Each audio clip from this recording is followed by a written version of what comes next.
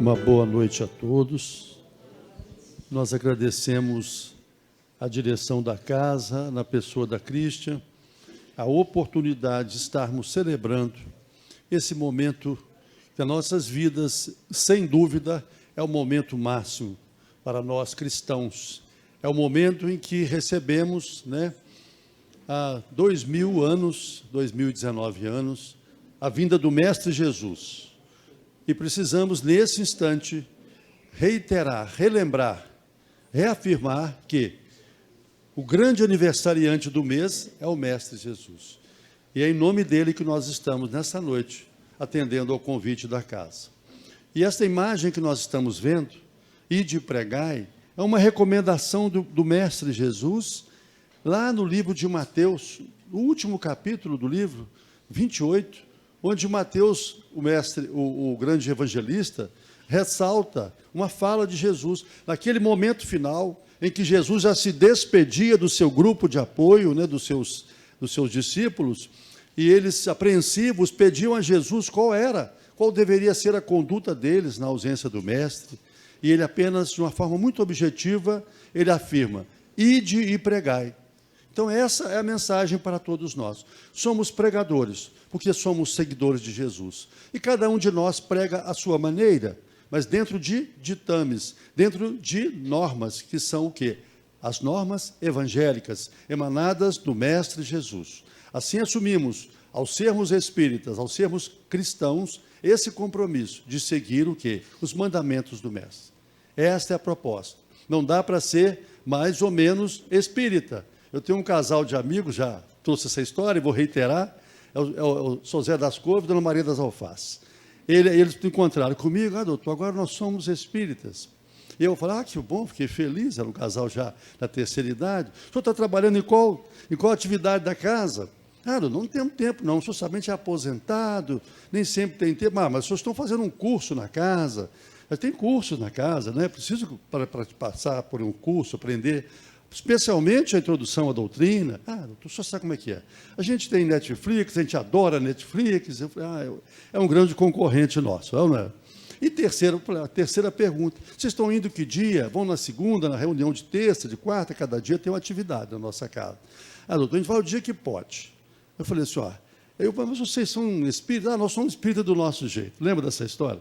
E que não existe ser espírita do meu jeito. Só tem uma forma de ser espírita, através da prática do bem, do efetivo compromisso com o amor a Cristo, através dos trabalhos da casa. O espírito Luiz Sérgio, numa obra chamada Deixe-me Viver, de leitura necessária, ele nos convoca a refletir. Quando chegamos à casa espírita, quando adentramos a casa espírita, somos pela espiritualidade, utilizados como instrumento do bem.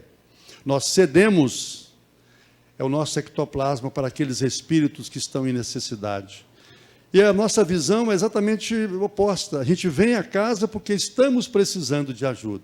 Luiz Sérgio leciona que não há pessoa tão rica que não possa receber, e nem tão pobre que não possa dar. Então, cada um de nós está aqui ao mesmo tempo, doando e recebendo. Por isso é tão importante estarmos no trabalho na casa espírita. Espírita é aquele que está na busca da sua transformação. Isso passa por uma prática diária, por uma perseverança, porque essa mudança é, de fato, um desafio para nós. Nós vemos essa imagem de Jesus caminhando, ao tempo de Jesus, caminhava-se assim, com as sandálias da humildade. Esse mestre veio pessoalmente. Deus, na sua infinita misericórdia, nos envia a primeira revelação com Moisés, um espírito designado para os tempos que corriam, 1500 anos antes de Cristo, um povo rude, ainda sem um foco, e o grande mérito de Moisés foi o quê? O monoteísmo, ou seja, o Deus único. E ele guia aquele povo de uma forma primorosa, através da inspiração divina. Mas o nosso Senhor, o Criador da vida, percebeu que nós precisávamos de ajuda maior. Ele envia o seu próprio Filho, envia Jesus, que foi um exemplo vivo para nós das mensagens de Deus.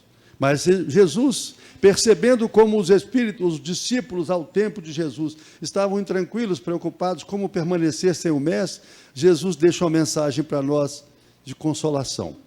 Virá após mim aquele que vai esclarecer. É o Consolador prometido. É João 14:16, lembra? E assim nós estamos nesta doutrina, empenhados nesta grande viagem, nessa grande caminhada. Hoje nós estamos, se formos agora, cada um de nós aqui, fazemos uma viagem até o Rio Grande do Sul, haveremos de fazer várias paradas. Se formos de carro, vamos fazer vários pit stops para abastecer, para alimentar, para dormir. E assim também a nossa existência. É uma caminhada. E hoje nós temos o quê? Esta existência presente. Mas nós temos uma vida com inúmeras existências, na certeza de que a alma é imortal. Assim, nós agora passamos a uma obra de leitura importante, chama-se Fonte Viva, a parceria de Emmanuel com Francisco Cândido Xavier. Nesta obra, Emmanuel traz a mensagem de que o ide e ensinai, na palavra de Cristo, quer dizer, ide e exemplificai, para que os outros aprendam como é preciso fazer. Então, muito mais do que falar, nós precisamos, de fato, agir, atuar. Então, o que nós estamos passando neste momento, não é verdade? Aquela dificuldade que vivemos, aquela circunstância adversa, é uma oportunidade para que nós reflitamos sobre o nosso real papel e que a dor é um elemento de elevação. Porque nós vamos, muitas das vezes, chamados pela necessidade, pela dor, pela adversidade. Mas precisamos ouvir esse chamado. É importante que nós estejamos comprometidos com o trabalho no bem. Nossa querida, inesquecível, Teresa de Ávila, que viveu no século XV, que era, segundo Divaldo, a reencarnação de Maria de Madalena, Teresa de Ávila deixou um trabalho exaustivo, um trabalho para Cristo. Ela construiu, edificou, criou 19 conventos femininos das Carmelitas Descalços e 13 conventos masculinos das Carmelitas Descalços, dos Carmelitas Descalços, os monges. Essa mulher tinha uma frase que eu acho perfeita para a noite de hoje. Ela dizia: a melhor forma de orar é fazer o bem. E é isso que estamos precisando. É o exemplo, é recolher as vibrações do alto, a inspiração que chega através dos nossos amigos espirituais, para colocarmos a mão na massa, para que saiamos, sim, pregando e exemplificando. Eu digo que no Brasil, um país tipicamente do futebol, nós não temos benfeitores espirituais, nós temos torcedores espirituais. Os nossos amigos espirituais, nossos amores que já partiram, eles ficam torcendo pela nossa transformação, pelo nosso redirecionamento das nossas existências. Assim, ainda dentro de Fonte Viva, a mensagem de Emmanuel continua, objetiva. Jesus veio e ensinou, preferiu, contudo, para ensinar com segurança e proveito, vir até os homens e viver com eles, para mostrar-lhes como viver no rumo da perfeição. Este é talvez o maior, indiscutivelmente, o maior gesto de amor divino por nós. Enviar o próprio Filho para, estando conosco, deixar esta mensagem viva de amor. E o que nos convida Jesus é que sigamos os seus passos. E assim nós temos, é importante lembrar, grandes exemplos, porque muitas das vezes nos falta o quê?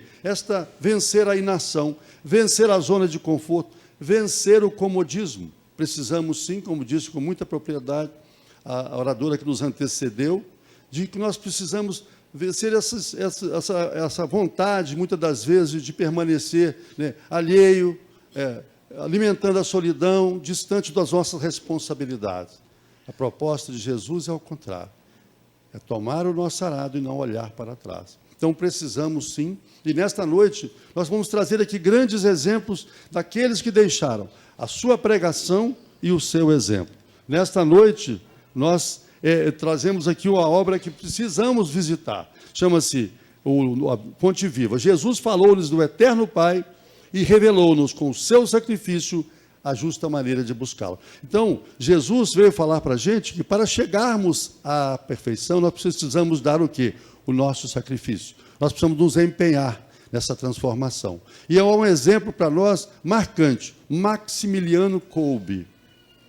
Quem foi Maximiliano Kolbe? É possível que, fazendo a pergunta a vocês que estão no salão principal e a todos que estão ao nosso derredor, no corredor de entrada, aqui na casa, no lar de Francisco, poucos saberão quem é Maximiliano Kolbe. Maximiliano Kolbe foi um exemplo de vivência do Evangelho. Esse homem nasceu no final do século XIX, na Polônia. Ele se tornou um frei polonês, né? Fundador de um grupo de amorosos devotos de Maria, Maria de Nazaré. Esse homem dedicou a sua vida a Cristo, um trabalho belíssimo na Polônia, um país sofrido, né, que viveu diversas guerras. Ele, então, quando estava em 1941, trazido a Auschwitz, que é um campo de concentração dos mais terríveis que a história nos trouxe, né? Ele chega lá com um grupo de 350 poloneses, chegando em condições subhumanas. Ali eles ficam sabendo que 3 dos seus, daquelas pessoas que deveriam estar presas, 3 fugiram. E os nazistas penalizavam aqueles que fugiam com a vida dos que estavam, estavam presentes. Então, para cada indivíduo que fugia, eles matavam 3 pessoas. Assim, eles designaram que 10 pessoas seriam indicadas aleatoriamente para serem colocados numa sala sem a iluminação, a areação perfeita, sem a iluminação artificial, sem alimento e sem água, para que morressem de inanição, de fome e sede. Então, naquele grupo de 10, um dos poloneses se desesperou e disse: eu sou muito jovem, eu tenho filhos, eu não posso morrer agora. Estava naquele grupo ali, entre os 350 presentes, Maximiliano Kolbe, aquele frei que tinha fundado a Milícia de Maria, ou seja, um grupo de pessoas que eram devotos de Maria. Aquele homem movido pela fé e buscando vivenciar as lições do Cristo, ele diz: olha, eu quero substituir esse jovem nessa empreitada de morte. E a partir daí o nazista pergunta por quê. Ele diz: olha, eu já sou velho, não tenho familiar, não tenho filhos, então eu posso submeter-me a esse sacrifício. Foi levado àquela câmara e lá eles permaneceram vários dias. E eles ficavam ali sem alimentação, né, sem água. E Maximiliano Kolbe orava e cantava cânticos, né, religiosos dia e noite, de modo a fortalecer os seus parceiros de desdita, aqueles que estavam ali destinados àquela morte cruel. Este homem permaneceu nessa condição e, ao final de 2 semanas, apenas 3 ainda sobreviviam. E entre os 3, Maximiliano Kolbe. E aí os nazistas definiram que eles seriam executados por injeção letal. Vejam bem, esse fato aconteceu em 1941. A vida de Maximiliano Kolbe foi uma vida de trabalho no bem e um exemplo de seguidor verdadeiro do Cristo. E até hoje, 80 anos depois, cerca de 80 anos depois, nós estamos aqui falando de um exemplo que fica para todos nós. E recentemente eu vi que agora tem um filme falando da vida de Maximiliano Kolbe. Estava em cartaz até agora, poucos dias, no Rio de Janeiro. Então é preciso a gente enaltecer aqueles que de fato se propõem, através do exemplo, a mostrar a grandiosidade do Mestre Jesus. Então, esse é um bom exemplo, e nós não ficamos neste único exemplo, porque os exemplos são inúmeros de pessoas que transformaram a sua vida em amor, por amor ao Cristo. Um deles é Santo Agostinho. A história de Santo Agostinho é uma história interessantíssima. Ele dizia para nós: não basta fazer coisas boas, é preciso fazê-las bem. E é interessante conhecer a história de Agostinho para que nós percebamos que muitos de nós, às vezes, caminhamos nessa mesma trajetória. Agostinho, olha que coisa interessante. Ele nasceu em Hipona, na África, né? O pai era muito rico, era um patrício romano, ele tinha o nome de Patrícios. A sua mãe é uma mulher extremamente piedosa, chamava-se Mônica, que a igreja depois, né, transforma em Santa Mônica, lembra? E ele, Agostinho, muito pequeno, a mãe observava que ele trazia o quê? Tendências negativas. Era uma criança muito violenta. Ele roubava sem menor necessidade, porque ele tinha condição financeira muito boa. Tinha hábitos muito cruéis. Uma criança que, infelizmente, a mãe percebia que ele tinha más tendências. E a gente dá um corte na história para lembrar o nosso Francisco Cândido Xavier, numa obra chamada Missionários da Luz, autenticada por André Luiz. Ele diz com clareza, nós herdamos o quê? Tendências. Porque, como dissemos ainda atrás, a nossa vida é única, mas as nossas existências são várias. E a cada existência nós temos uma experiência que permanece o quê? Em nós, aquilo fica dentro de nós. E se nós não cuidarmos, aquilo que nós temos, às vezes negativo, vai aflorar. Ela não conseguia entender por que o Agostinho tinha 2 irmãos e que eram excelentes, cuidados com muito amor. Agostinho, quanto mais recebia amor, mais rebelde ele era. Aquela criança difícil, aquela criança que para a mãe e para o pai era muito sofrida a convivência. E ela tinha uma sogra, eu estou falando de Santa Mônica, tinha uma sogra muito difícil. A mãe do Patrício era uma pessoa extremamente polêmica, difícil, muito arrogante. E aí o Agostinho ficava de que lado? Da mãe, que era piedosa, ou da avó, que tinha todos esses defeitos? Agostinho sempre com a avó. E aquilo acabava trazendo para a mãe um sofrimento ainda maior. E o pai era um homem que tinha hábitos muito graves, era um homem devasso, tinha um comportamento muito grave fora de casa.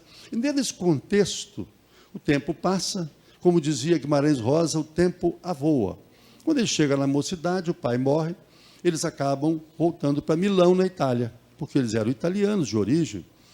E aí, morando em Milão, o Agostinho já era rapaz, e a mãe continuava orando pelo Agostinho, para ver se o Agostinho tomava jeito, gostou ou não? Porque o Agostinho não tinha mais como fazer. O Agostinho já era pai solteiro naquela época, não tinha a menor responsabilidade, embora o Agostinho fosse aquele jovem que gostava de estudar, ele procurava ler, tinha uma oratória muito boa, mas não levava a vida a sério. Até que um dia Agostinho ouviu uma voz que o chamava: vá à Catedral de Milão, porque você precisa ouvir um chamado. E ele vai se dirigir à Catedral de Milão.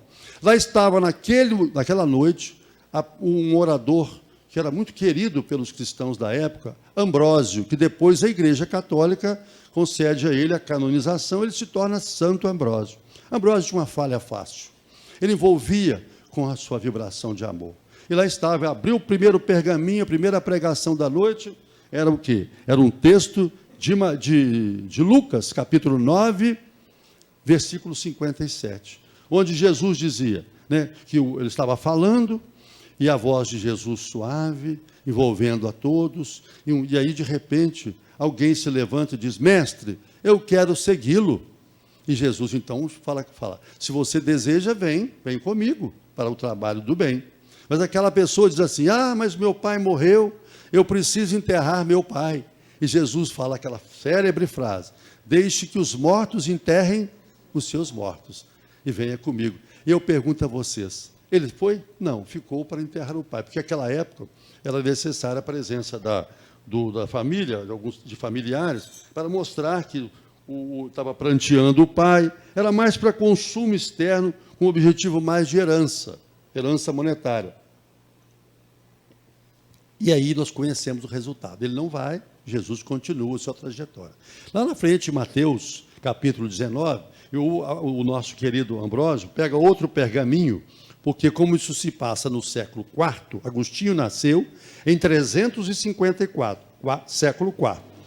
E como naquela época ainda não existiam os livros como são, ele pegava os pergaminhos com as lições do Cristo, e ele leu uma passagem de Jesus, em Mateus 19, 22, onde ele fala, né, que um jovem se encantou com a pregação do mestre e se propõe a segui-lo. Diz: eu sou um jovem. Aquela passagem do mancebo rico, lembra do mancebo rico? Diz: eu sou muito rico, eu sou um jovem, sigo a lei de Moisés, mas agora eu quero segui-lo, mestre. Ele diz assim: então venha, né? Dê tudo que você tem aos pobres e venha me seguir, venha comigo, venha para buscar o reino dos céus. Mas ele diz: Senhor, eu não posso. Eu não posso porque amanhã eu tenho uma corrida de bigas. Lembra dessa passagem?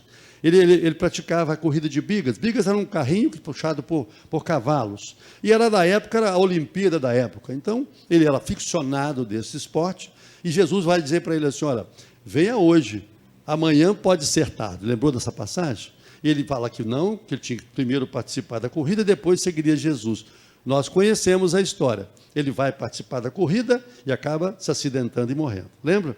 E aí, o Ambrósio pega um terceiro pergaminho que, na visão de Agostinho, era aleatório, mas nós sabemos que o acaso não existe. A terceira passagem é bem clássica, é a passagem de Mateus 16, 25, em que aquele indivíduo também, percebendo o trabalho de Jesus, acompanhando o Mestre, ele também se sente envolvido por aquelas vibrações, né, dulcíssimas, e diz, vou segui-lo, segue-me. E Jesus fala com ele, segue-me, lembra desse chamado?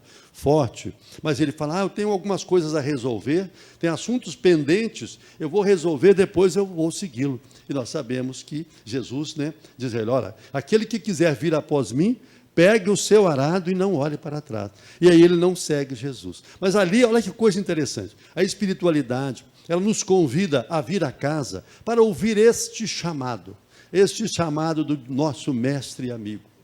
E ele utiliza, né, de toda essa vibração de amor para que nós nos sintamos envolvidos, nos sintamos protegidos, assistidos pelos bons amigos. Agostinho chega em casa e diz assim, mamãe, você venceu. A mãe orava por ele há 27 anos. Ele vai se converter então agora, já com 32. Ele vai entrar para a igreja, né, vai assumir, até então não tinha religião, ele entra num convento, torna-se padre, né? Depois ele cria uma ordem dos agostinianos, lembra? A história de Agostinho é belíssima, uma história riquíssima. É um homem que tinha uma vida, como eu disse, né, muito focada, tinha os desvios da sexualidade, era um homem que tinha uma vida muito repreensível, vamos dizer assim, e que aos 32 anos ele se transforma num seguidor de Jesus. Ali naquele momento, um homem muito rico, a família muito poderosa, a igreja era muito focada no poder financeiro. Ele abre mão de permanecer em Roma, como padre, depois ele vai ser levado a bispo, ele poderia chegar até o papado, mas ele volta para onde? Para Hipona. Esse é o verdadeiro sacrifício que nós falamos, que ainda há pouco o Emmanuel nos fala. Ele vai viver lá, imagina a África no século IV, no século V. Olha a dificuldade que era. Ele volta para a África para trabalhar, para arrebanhar gentios, aquelas pessoas humildes, simples, quase selvagens. Agostinho vai para um certo momento, ele volta a Roma no ano de 410. E aí, quando ele chega em Roma, ele fica surpreso. A cidade estava sitiada, toda cercada de soldados, de um visigodo, de um bárbaro, que todos temiam, chamava-se Alarico. Alarico era aquela pessoa, era um indivíduo de visigodo, com aquelas práticas, né, de violência, né?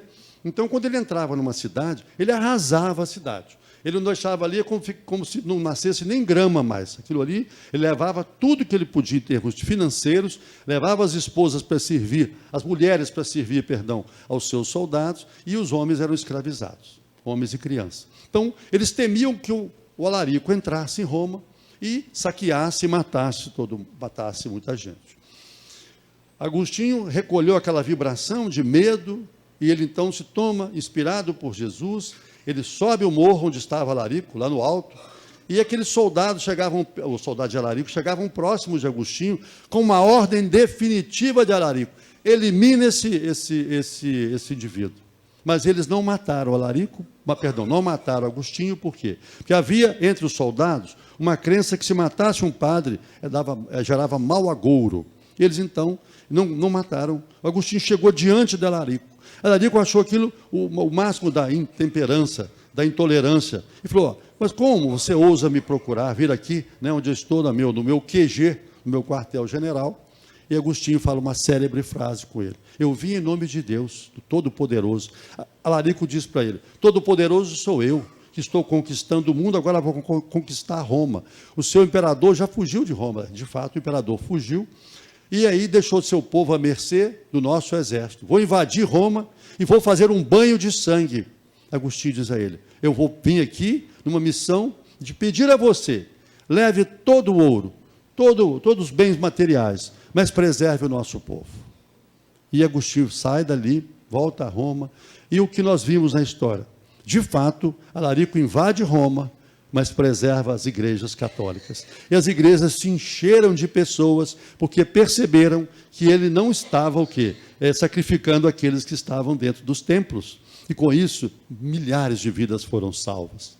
É interessante porque essa história é marcante. Agostinho se permanece em Roma naquele tempo, depois que Alarico sai, e dentro do Império Romano, e com o poder que a igreja tinha, certamente ele tinha chegado ao papado. Mas ele abdica de tudo isso. E volta aonde? À origem, à sua missão maior. Volta à África. Olha que coisa interessante. Um homem destinado ao bem, mas voltado para o amor. Agostinho, ele tinha uma frase que nós precisamos dela nesta noite, precisamos diariamente em nossas vidas. Enquanto houver vontade de lutar, haverá esperança de vencer. É isso que Jesus precisa de nós. Que nós tenhamos decisão em segui-lo. Que nós tenhamos, de fato, um desejo maior do que o nosso comodismo em servir ao Mestre. E aí nós vemos a história de Agostinho, né? Esse homem escreve inúmeras obras. Olha só, chegando ao sacerdócio aos 32 anos, vai deixar inúmeras obras para nós. Essa é marcante. Essa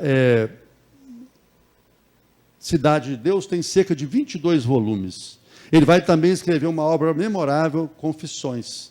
E vai nos falar sobre o livre-arbítrio. Isso no século IV, século V.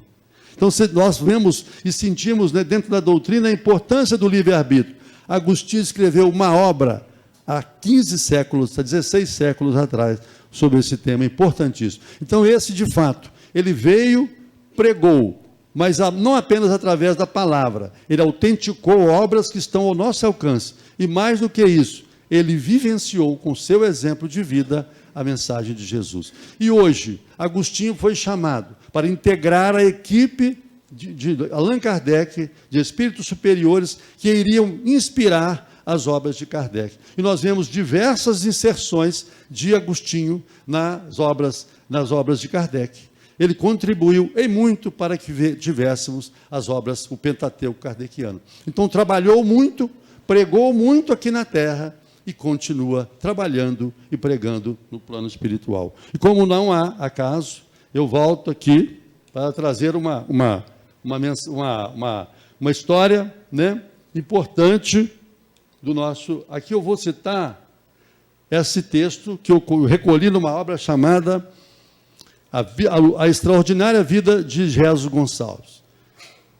E vai dizer, Agostinho, gênio raro, dignificou o sacerdócio cristão e surpreendeu o mundo da época, quando rompeu luminosamente com a carreira de glórias e fama que delineava para si, ao optar pelo caminho da porta estreita da salvação. Isso está numa obra de quem? Uma obra que trata da vida de Jesus Gonçalves. E aí nós precisamos agora ficar atentos, porque há uma relação entre o Agostinho, esse espírito luminoso, esse espírito grandioso, e o nosso querido Jesus Gonçalves, que vai nascer no Brasil no ano de 1902.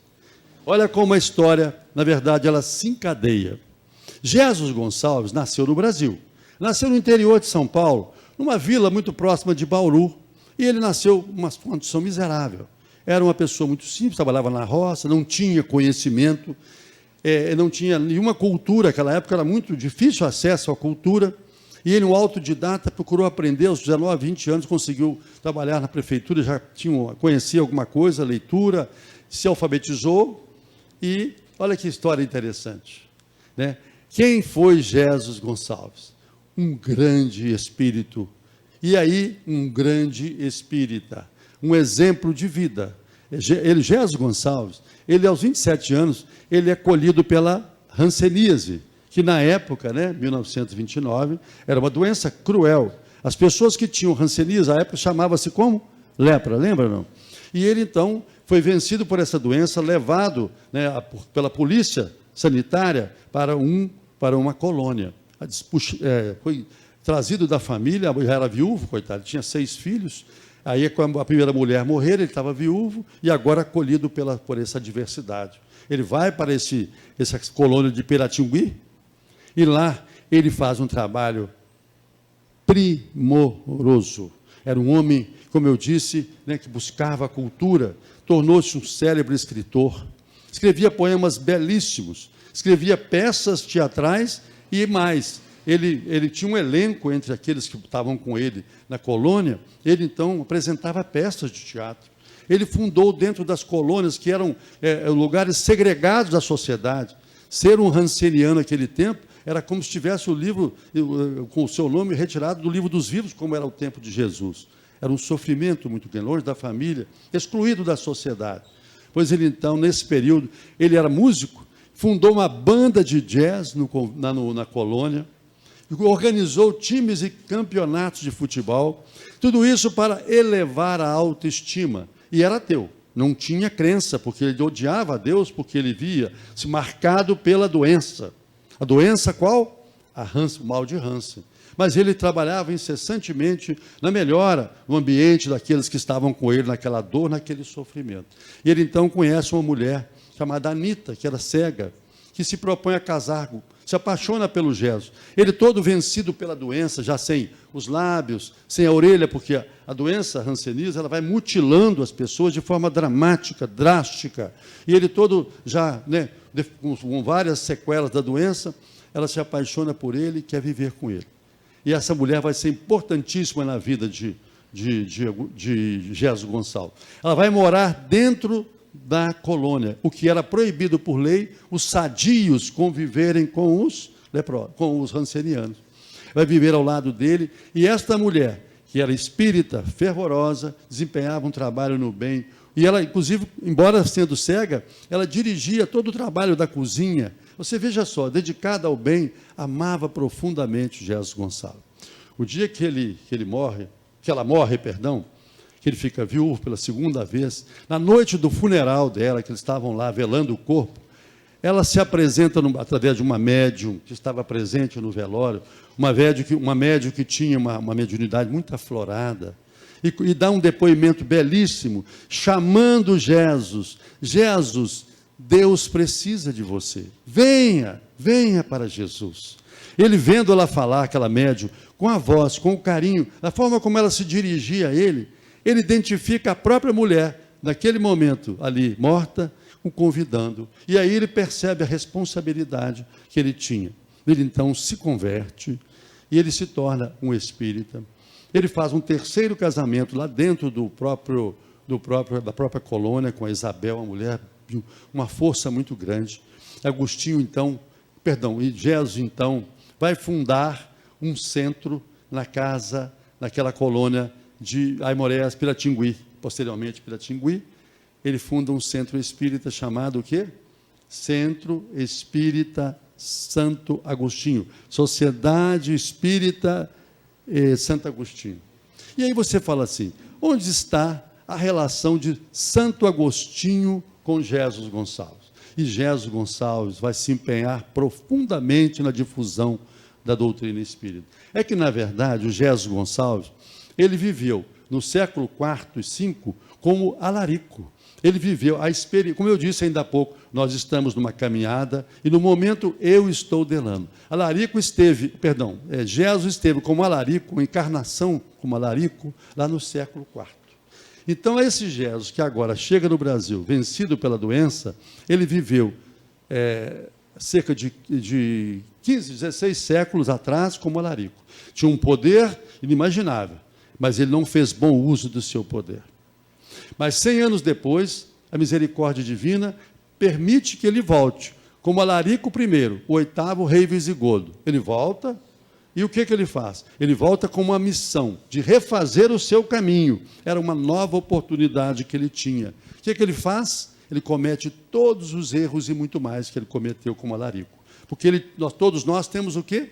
O livre-arbítrio. Ele retorna ao plano espiritual, permanece durante muitos anos no plano espiritual, um sofrimento muito grande, porque ele havia assumido compromissos negativos com a sua conduta na Terra aqui. Ele vai voltar no ano de 1500, deixa eu passar, ele vai voltar, só um minutinho aqui.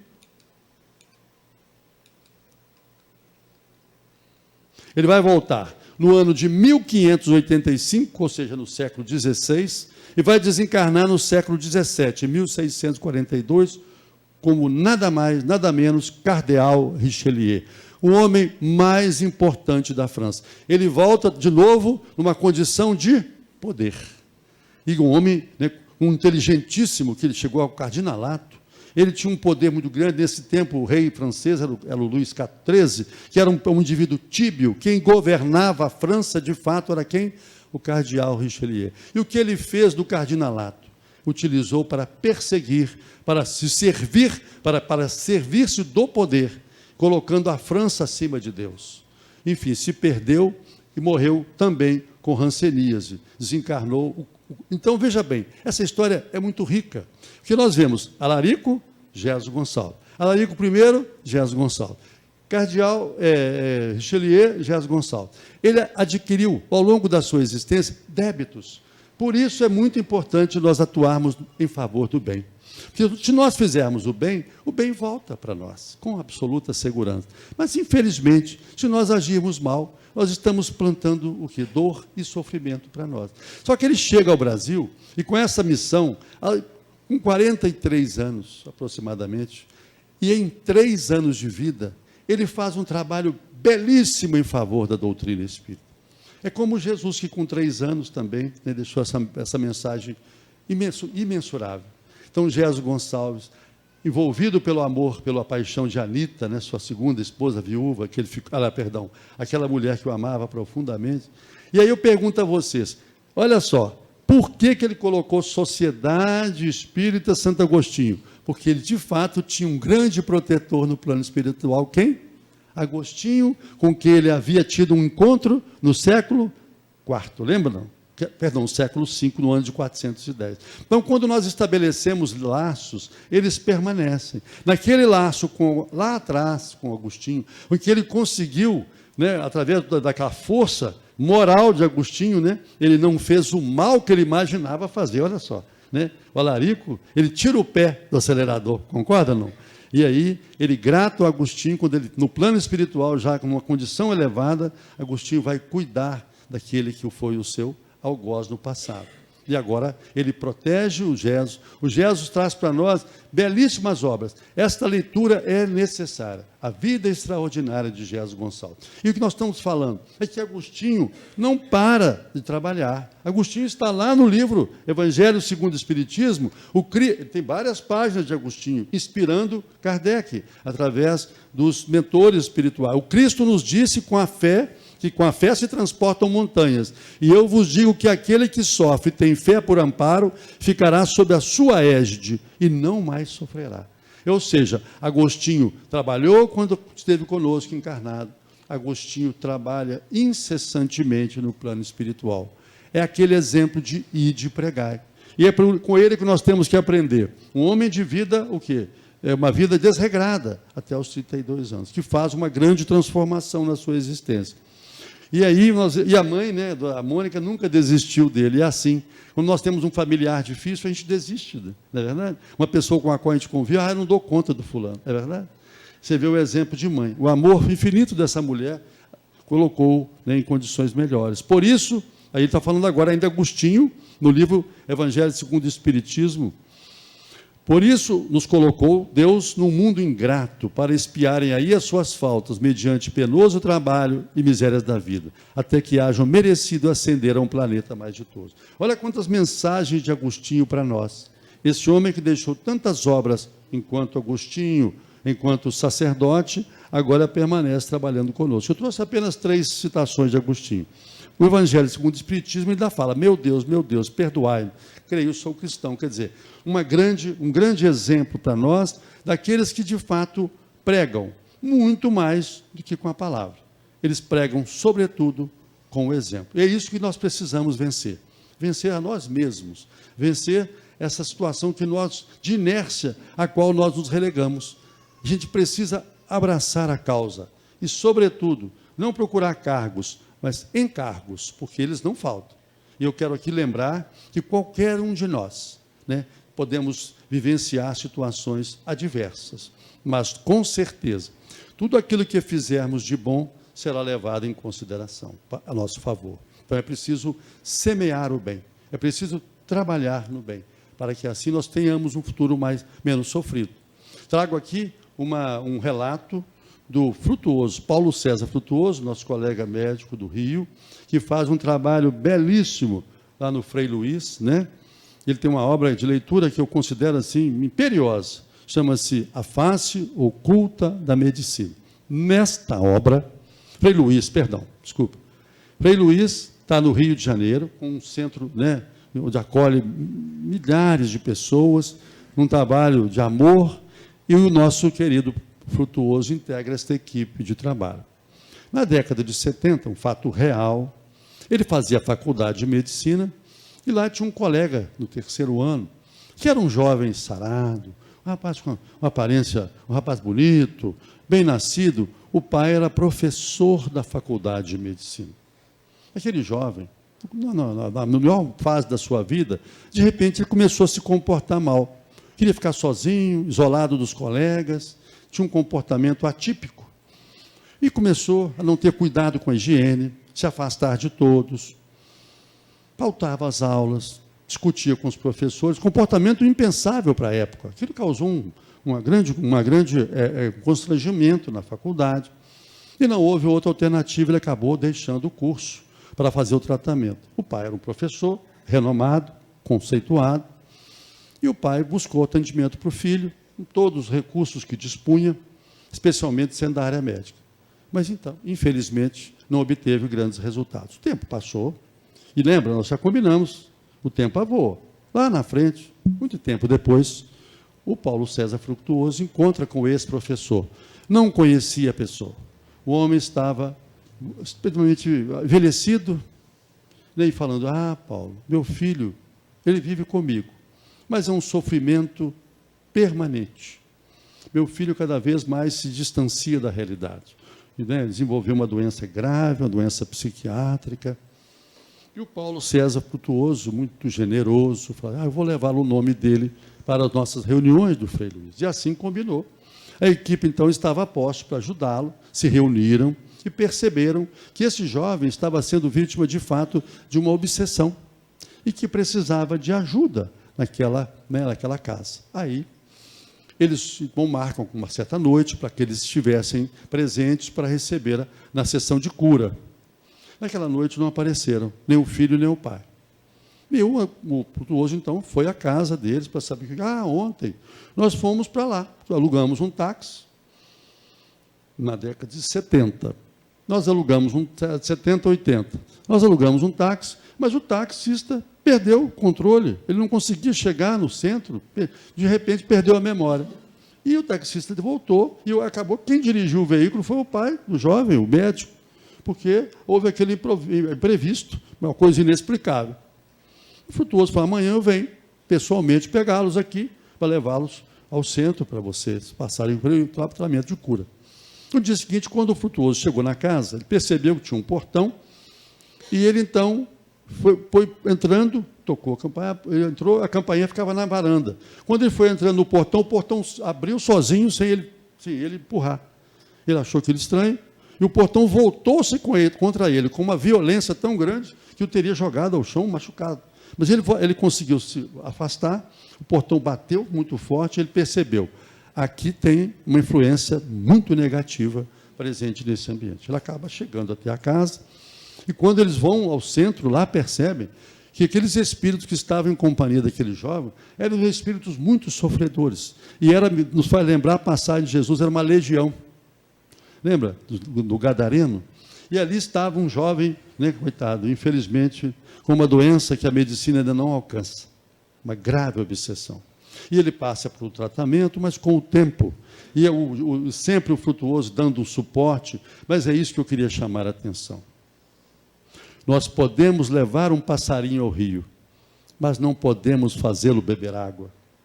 A família acaba se distanciando, porque o tratamento é longo, e eles estavam mais desesperançados, acabaram se afastando, o tempo passou, corre célere, muito tempo depois, o Frutuoso já perdeu o contato com a família, soube que o pai, o filho, a mãe tinham morrido em condições muito desfavoráveis. Então, é importante a perseverança. Nós somos chamados por Jesus, somos convidados a estar com Ele nesta casa de luz, abençoada casa de ajuda, casa da esperança. Nós precisamos de disciplina, como dizia o nosso querido Emmanuel. Nós precisamos abraçar a doutrina, mas abraçá-la profundamente. Jesus não dizia, batei que a porta vai se abrir. Jesus dizia, batei até que a porta abra. Lembra? É isso que nós precisamos, confiar. Estar sempre no trabalho do bem, integrar as equipes de trabalho. Nós estamos sempre como aqueles exemplos que eu trouxe aqui. Eu quero seguir Jesus, mas eu tenho sempre uma desculpa. É porque desculpa e nariz todo mundo tem. É ou não é? Então nós temos que deixar de lado nosso comodismo, os nossos afazeres, aquilo que nós colocamos como prioridade, a nossa ascensão profissional, a nossa ascensão material. Tudo isso é válido, mas nós temos que ter tudo isso com Jesus. Eu queria trazer uma história que gosto de lembrá-la sempre. É de André Luiz, no livro chamado Vozes do Grande Além. Vozes do Grande Além, uma obra que foi editada a partir de gravações de reuniões mediúnicas do grupo Meimei, lá em Pedro Leopoldo. Estou terminando já. E nesta obra tem uma passagem que o André Luiz conta para nós, que eu acho interessante. O indivíduo estava muito apreensivo porque ele ia passar pelo juiz, ia passar por um julgamento na sexta-feira. Ele vou procurar um amigo que vá comigo. Procurou o primeiro amigo, era um homem que tinha posses, muito dinheiro. Ele falou, eu não vou com você não, mas eu te dou condição de você comprar tudo que você quiser. Paletó, gravata, terno novo, sapato novo. Deu um dinheiro para ele. Você vai ficar bem na fita diante do juiz, vai se apresentar bem. Procurou outro amigo falou, não, eu não vou com você lá até na porta do fora para dentro eu não entro. E procurou um terceiro amigo, esse amigo falou, não, eu vou com você, vou falar em seu nome e vou te fazer a sua defesa. Quando chegou o momento, de fato, ele tomou a palavra e falou tudo que ele sabia de bom daquele acusado. A partir daí, aqueles que o acusavam retiraram as acusações e o juiz o absolveu. Essa história é interessante, porque nós temos que trazê-la para o nosso dia a dia, para a nossa realidade. Quem é o primeiro amigo? Aquele que tinha muito dinheiro. É o que o dinheiro pode nos dar no dia que nós vamos para um julgamento maior, no momento em que nós nos encontramos diante da morte, da passagem desta vida para uma outra dimensão. Mas quem é o juiz? É a nossa própria consciência. Quem é o primeiro amigo? Aquele que deu, é o dinheiro. O dinheiro compra o quê? Corbeia de flores. Compra um túmulo maravilhoso, com requintes, não é? Com granito, não é assim ou não? E compra mais. Compra aquelas... toda a infraestrutura do velório. Mais do que isso, não. O dia que nós estivermos morrendo, quem é o segundo amigo? Aquele que foi até a porta do fórum, mas voltou. Somos nós, amigos, familiares. Eles vão conosco até o cemitério, mas dali ninguém passa. É verdade ou não? E ele nos elucida. Quem é o terceiro amigo? É o bem. O bem está conosco em todos os momentos, nesta vida e na outra vida. Ele estará sempre advogando a nossa causa. É preciso nós estabelecermos um laço de amizade com o bem. É preciso que nós tenhamos como compromisso o bem, porque esse é, de fato, o maior, o verdadeiro amigo nosso. E assim, assumindo esse compromisso, nós haveremos de estar caminhando e pregando com o nosso exemplo. Que Jesus nos abençoe. Muito obrigado pelas vibrações de amor que recolhi nesta noite.